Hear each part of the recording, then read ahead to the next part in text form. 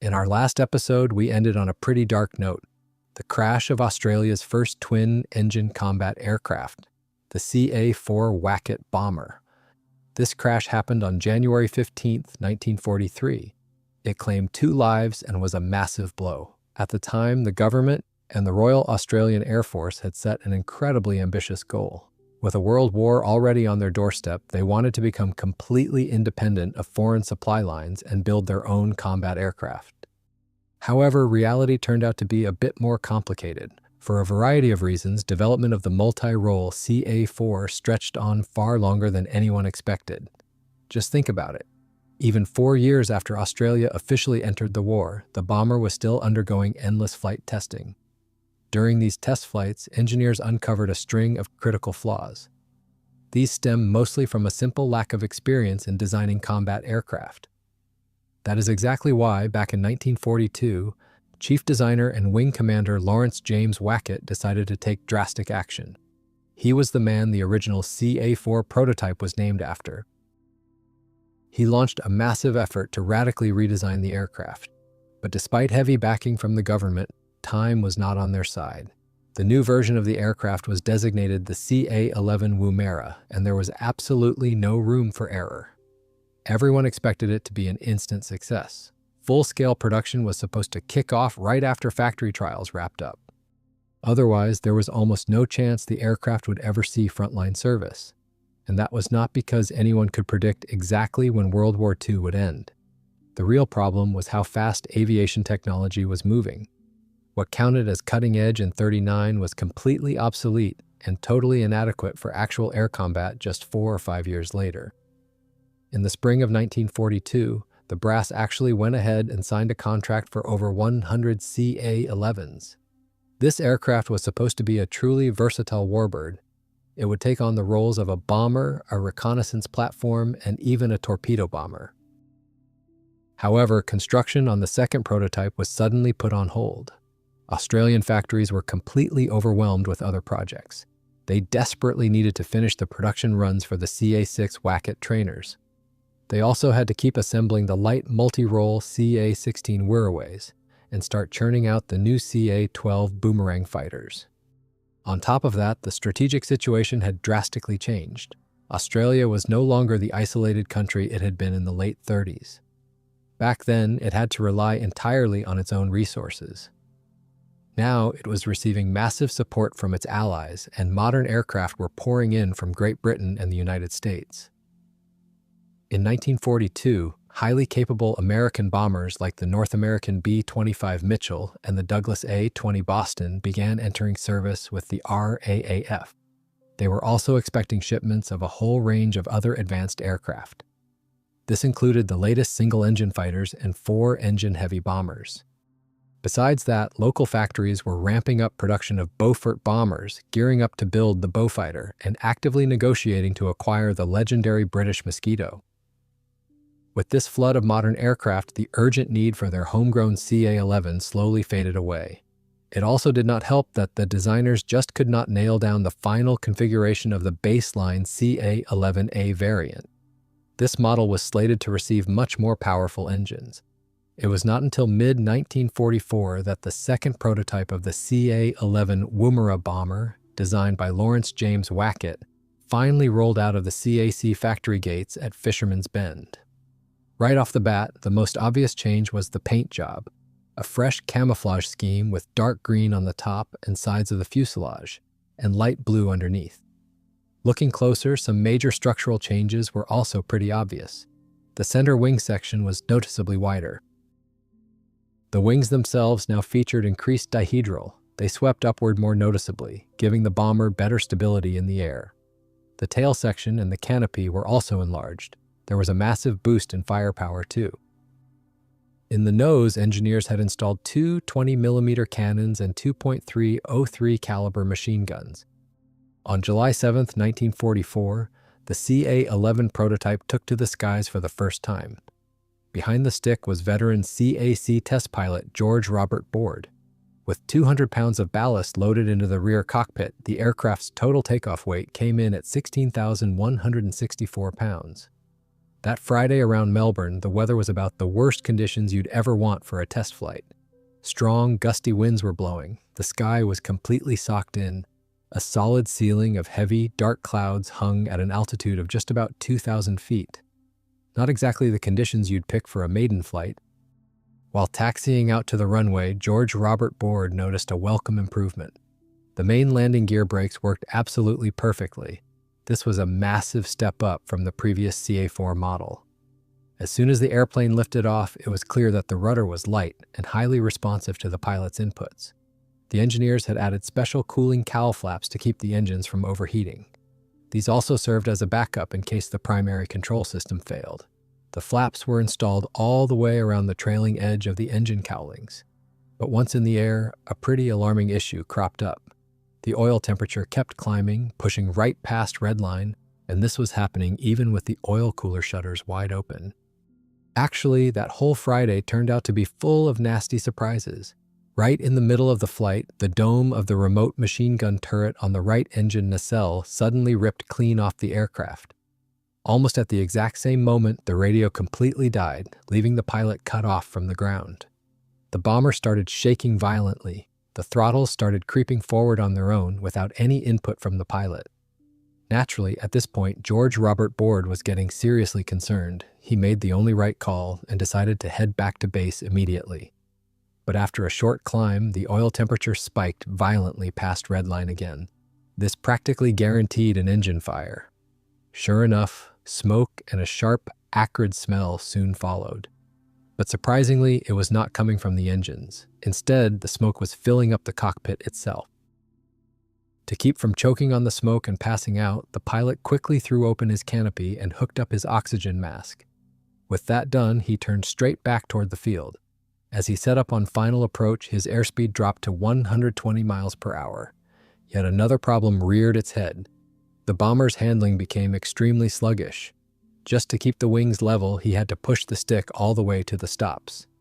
This incredibly stressful flight dragged on for 35 grueling minutes. Fortunately, it ended without any further disasters. Board pulled it off and got the bomber down in one piece. The prototype was immediately towed back to the factory floor for a close inspection and urgent repairs. During the debrief, engineers figured out that the acrid smoke in the cockpit simply came from the heating system burning out. This smoke came specifically from the heaters for the cockpit itself and the forward weapons bay. Mechanics went to work on the oil cooler. They patched up the engine cowling, readjusted the ailerons, and fixed the radio. This ensured the aircraft would be ready to fly again. On July 10, 1944, George Robert Board took the CA-11 prototype up for its second flight. He logged a solid 80 minutes in the air. This time around, the tests went much better. They did not find any major defects, and the airplane only experienced minor airframe vibrations. The pilot even decided to try a risky experiment.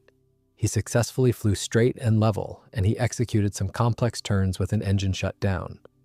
Board feathered one engine and then the other. The aircraft handled the asymmetric flight with ease. Just 3 days later, on July 13th, the third test flight took place. George Robert Board was flying solo once again, carrying nothing but ballast in the rear cockpit. They had some pretty demanding tests lined up for the day. The pilot had to take the aircraft down to its stall speed and put it into a steep dive. During that dive, as the airplane speed passed 250 miles per hour, the flight controls suddenly stiffened up. They felt almost like they had turned to wood. To recover, the pilot had to actively use engine thrust to help pull the aircraft out of the dive. On top of that, he ran into some serious trouble during the landing. Once the aircraft was safely back on the ground crew found the culprit. The elevator trim tab had completely failed. This explained why the airplane was not responding to the control stick. Because of this failure, the prototype had to be towed right back into the hangar for yet another round of repairs. It took 6 days before the airplane was ready for its fourth flight. However, the chief test pilot was still not happy with how the aircraft was handling. It was right during this tense phase of the program that they decided to bring in another highly experienced pilot. This was Air Force Major David Robert Cumming. On July 22, 1944, another test flight took place. This time, the experienced pilot James Richard Board was at the controls. To get a visual on how the airflow was behaving over the airplane in flight, the engineering team used a classic flight test method. They taped yarn tufts to the engine nacelles and the tail section. This simple but highly effective experiment let them pinpoint exactly where the airflow was separating. As a result, the aircraft was sent right back to the hangar for further modifications. The designers noticeably lengthened the rear sections of the engine nacelles. They reshaped the machine gun turret domes and completely reworked the horizontal stabilizer. This gave it a very pronounced dihedral. Along with that, they also redesigned the control linkage for the elevator trim tabs. Beyond just the technical tweaks, the airplane got a cosmetic update too. The entire airframe was painted in a protective green camouflage scheme. By November 21, 1944, the airplane was officially handed over to the Australian Air Force for flight performance evaluations at the Laverton base.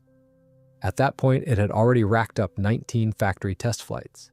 Interestingly, with the exception of just one single sortie, James Richard Board was at the controls for every flight. Meanwhile, the Commonwealth Aircraft Corporation had almost finished building the third prototype. This was meant to be the full production version of the CA-11A. The main difference between this new version and its predecessors was the power plant. Engineers planned to power the aircraft with Pratt & Whitney R2000 twin Wasp engines. These were rated at 1,350 horsepower each. Although direct deliveries of these engines from the United States had not started yet, licensed production was already underway in Australia. However, in September 1944, things took an unexpected turn. On the recommendation of military command, the Australian government pulled the plug on the CA-11 program for good. This did not just mean sending a nearly finished prototype to the scrapyard. It also meant a complete halt to any further flight testing. In December 1945, after testing was officially concluded, the CA-11 was sent to a central storage facility in Werribee. By April 11, 1946, official orders were issued to dismantle and scrap the aircraft. The most valuable components, such as the instruments, engines, and armament, were salvaged by the Air Force. Everything else, including the bare metal airframe, was written off and scrapped. But the cancellation of the CA-11 did not leave its creator, Lawrence James Wackett, out of a job. He quickly moved on to a much more successful project. He traveled to the United States to iron out the technical details with North American Aviation. This was for the licensed production of the legendary P-51D Mustang.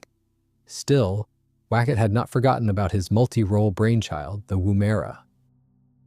During a meeting with Boeing representatives, he managed to pitch the remote-controlled turret system he had originally developed for the CA-11A, now proposing it for use on American B-29 Superfortress bombers.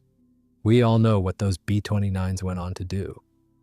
After the Second World War, CAC made a few attempts to revive the Woomera platform. They tried converting it into a multi-role trainer. However, these efforts never gained any real traction. When evaluating the theoretical combat capabilities and real-world performance of the CA4 and CA11, a lot of questions remain unanswered. However, one thing is certain. Even though the program failed to reach production, the core concept was incredibly solid. In the hands of a more mature aviation industry, a design like this could have become a genuinely capable combat aircraft in far less time. From a technical standpoint, the CA4 Wackett bomber and CA11 Woomera were classic cantilever monoplanes with a robust, all-metal construction and retractable main landing gear. These aircraft were designed as versatile warplanes, primarily intended to serve as light bombers, torpedo bombers, and aerial reconnaissance platforms. The backbone of the fuselage was a rugged, tubular steel frame welded into a sturdy, rectangular cross-section, with a streamlined duralumin skin attached to that framework. The rounded lower section of the fuselage essentially formed a ventral gondola. That is exactly where they located the station for the third crew member. This person had to juggle 3 roles at once. They served as bombardier, navigator, and gunner. This ventral tub was attached directly to the main frame. Meanwhile, the upper fuselage was skinned with smooth sheets of duralumin. Right behind the cockpit, the engineers included a dedicated compartment for an inflatable life raft. This was an absolutely crucial detail for surviving over water. The fuselage side panels behind the crew were designed to be removable. They were built out of fabric-covered plywood and mounted on wooden formers. The aircraft carried a crew of 3. The pilot sat up front in what looked like a classic fighter canopy. Right behind him was the co-pilot gunner. His station featured a basic instrument panel and dual controls. These included rudder pedals and a folding control stick. This meant he could take over flying the plane if necessary, but the pilot's main job was rear defense. To do this, he operated 2 remote-controlled turrets. These were housed in the rear of the engine nacelles. To aim precisely, the gunner used a reflector sight. This was pretty advanced for the time. Interestingly, on the CA4, the gunner literally had to stand on his seat facing aft to fire the guns. On the later CA-11, they made this a lot easier. He just had to swivel his seat around. The 3rd crew member was stationed down in the belly. The sides of his compartment had large triangular windows. These also doubled as entry and escape hatches. When it came time to drop bombs, launch torpedoes, or fire the ventral gun, he would move down into the gondola. The pilot got into his cockpit through a sliding canopy. He used flush steps on the left side of the fuselage. You could climb in from the right side too. However, it took a bit more effort. Up front, the pilot was protected by a massive block of armored glass, 3 inches thick and 10 by 13.8 inches across. To get to the rear cockpit, the crew could easily use footholds. These were located on both sides of the aircraft. The designers intended for the co-pilot to take over in emergencies. For example, if the pilot was wounded, needed a break during a long patrol, or if the Sperry autopilot failed. On the CA-11, the co-pilot also handled the radio. He just had to spin his seat around to use it. By comparison, on the older CA4, the 3rd crew member had to handle all the radio duties. The bottom of the fuselage featured heavy-duty hardpoints. This is where the wing center section was attached. Back in the rear, there were hardpoints for mounting the empennage and the tailwheel. The wing itself featured a classic, rugged cantilever design. It did not have any external bracing. It was built around a strong twin spar center section and 2 outer wing panels. The center section was a single continuous piece. Its chord gradually increased from the outer edges toward the wing root.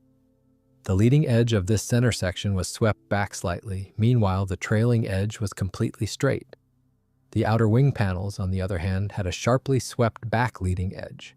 They also had a nearly straight trailing edge. Here is an interesting detail. The rounded wingtips were made of wood. They could be easily removed and replaced in the field. The rest of the wing, however, was all metal. This provided maximum structural strength in combat.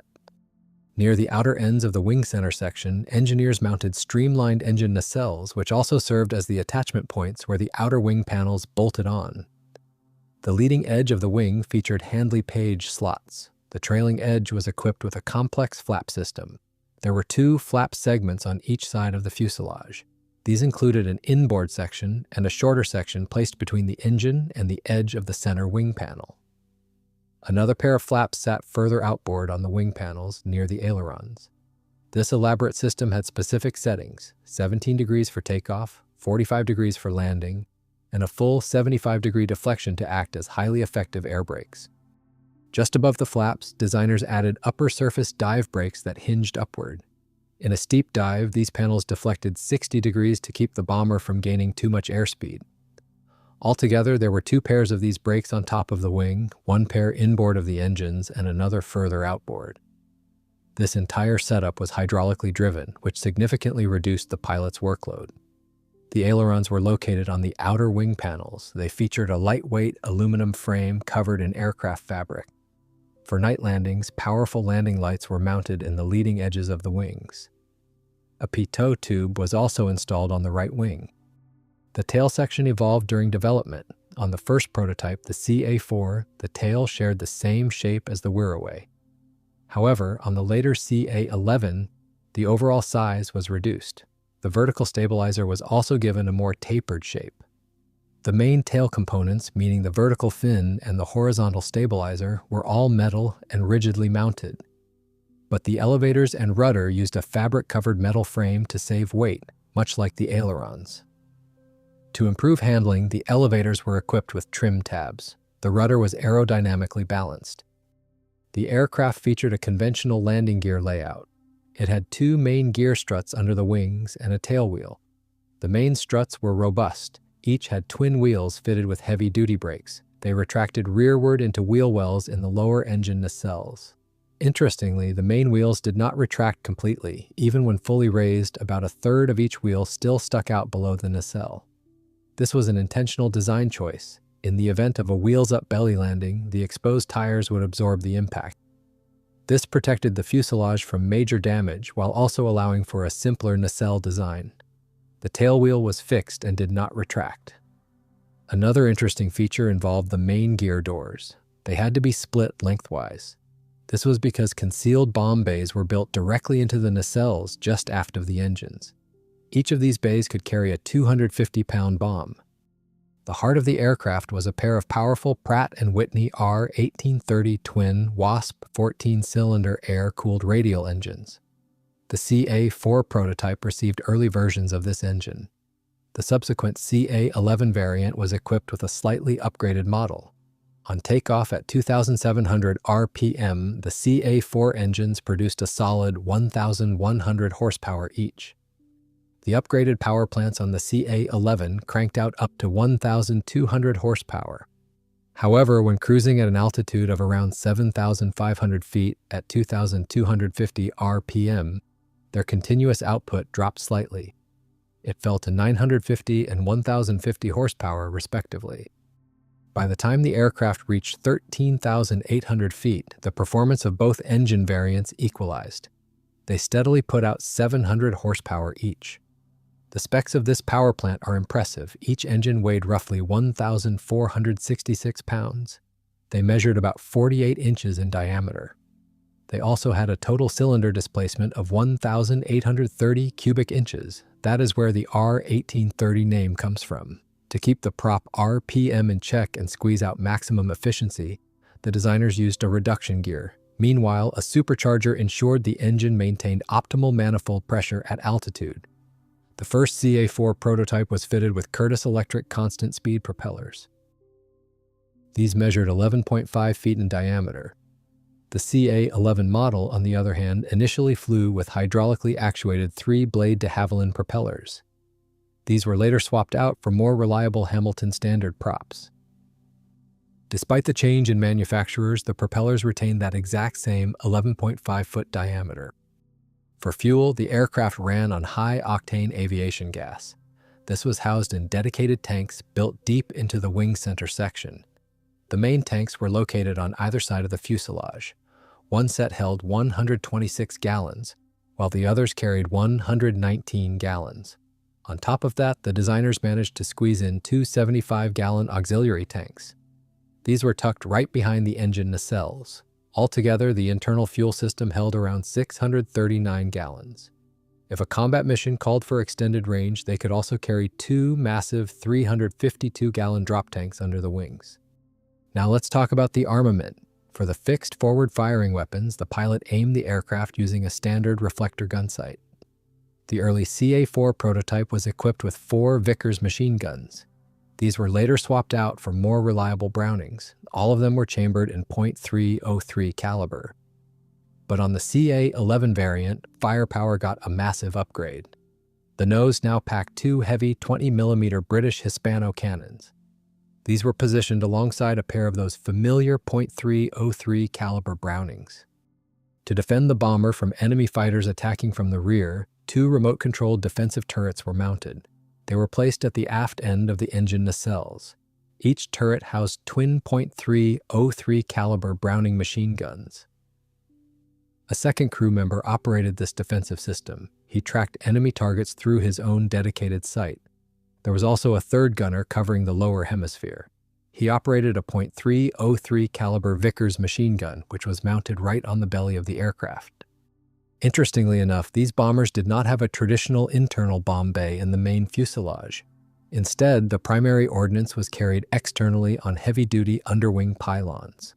The aircraft could carry 4 massive 1,100-pound bombs. It could also carry a couple of aerial torpedoes or a mixed loadout of both. Additionally, the engine nacelles themselves featured built-in bomb bays. These were capable of housing 4 250-pound bombs each. When flying training sorties, the crew would carry 8 25-pound practice bombs under the wings. Accurately dropping all this ordnance was the job of the bombardier. He was the third crew member. Stationed in a dedicated ventral gondola, he looked out through the forward nose glazing.